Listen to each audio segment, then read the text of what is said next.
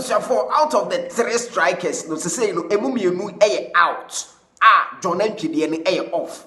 And recently with the Enreya done and deal sealed Augustine Okrah, another top experienced striker. Na Kotoko has been linked, say Onka Obeba Kumasi Asante Kotoko, and also is over because Augustine are joining a club in Tanzania. And what's them? Ewahamede bro Ewofia. Kumasi Asante Kotoko will be traveling to Bono. Now Bono na Omokono. The base, and I say the birthplace of various Kumasi Asante Kotoko players, including Danlad Ibrahim, Nicholas Mensah, Maizeko Pone, Momunina, Sunyane Ho, Ena Umufri, Omoba, Kotoko Nebofakwa, and Wasem Kakrawaha. A match day squad, no, a likely say you may have it.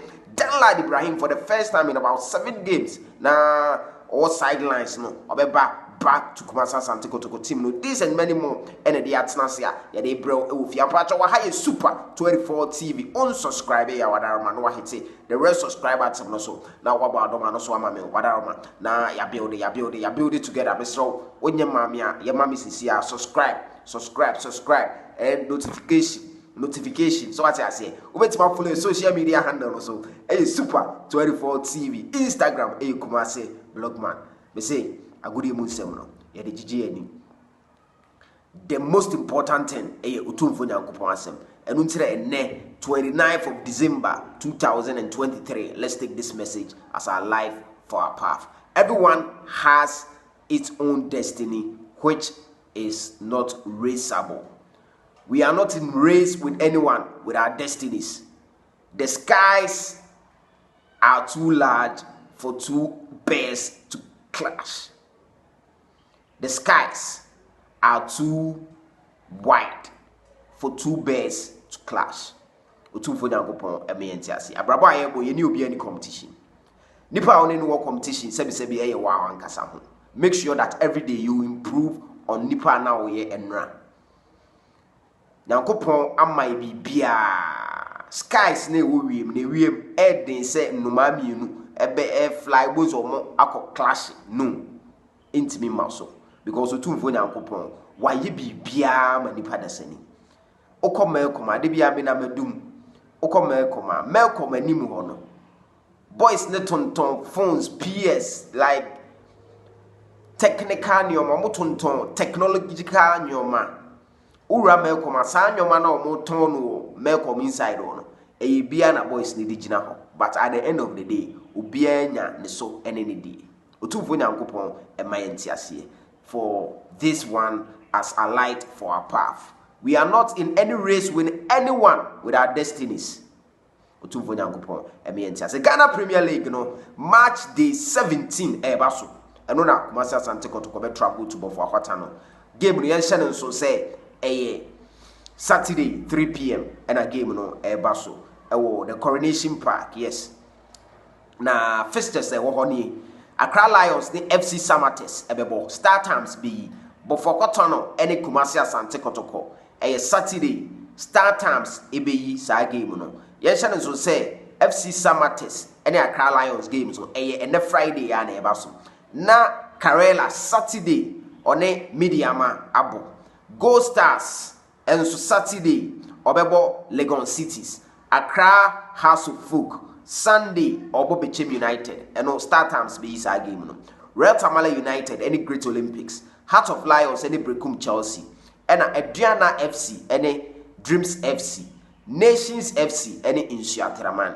So these are the fixtures for the final games of the first round so weekend ya Kumasi Asante Kotoko ne Bofo Akwa game no the attendee say mpanyifo meeting say for the first time Danlad Ibrahim ebeba back into the match day squad. Bobeka say Nancy Akoye Tembiano, Frederick Asare ene Poat, Frederick Asare ene Moise Poat and team selection form. But because of said Danlad Nancy Nsensembi Elkosoni Adeno, I understand say for this particular game, I likely say match day squad no team selection be fano and only information aba. So expectedly match day squad ne ba it is expecting say Danlad Ibrahim ebe yet part of the team, but to confirm say ono ne bet them against Bofo Akwa no we can tell.